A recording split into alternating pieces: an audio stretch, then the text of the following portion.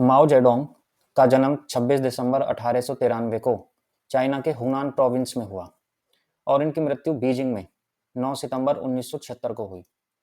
ये एक Marxist theorist भी थे, सोल्जर भी थे और स्टेट्समैन भी थे, जिन्होंने चाइना के अंदर कम्युनिस्ट रेवोल्यूशन को लीड किया या चाइना के अंदर कम्युनिस्ट रेवोल्यूशन ये लेकर आए।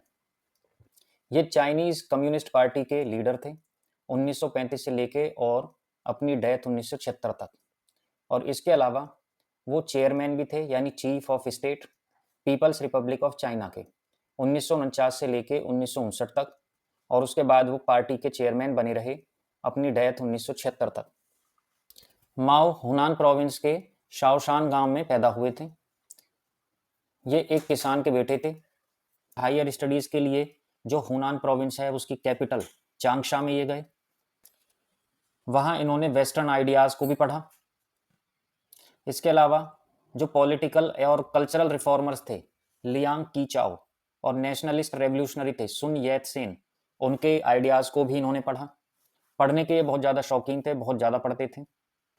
10 अक्टूबर 1911 को जो चाइना की आखिरी डायनेस्टी थी किंग डायनेस्टी, उसके खिलाफ फाइटिंग शुरू हो गई, रिवोल्ट शुरू हो गए। और ये रिवोल्ट जो स्टार्ट हुआ वो वूचांग में स्टार्ट हुआ, लेकिन इसके बाद ये बहुत जगहों में फैलता चला गया और जो हुनान की राजधानी है चांगशा, जहां माओ जेडोंग पढ़ रहे थे, वहां तक भी ये रिवोल्ट आ गया। हुनान में एक रेवोल्यूशनरी आर्मी का गठन हुआ जिसमें कि माओ को भी 6 महीने सोल्जर के तौर पर रखा गया। 1912 में किंग डायनेस्टी को हटा के एक नया चाइनीज रिपब्लिक बन गया और माओ की भी जो मिलिट्री सर्विस है उसका अंत हुआ।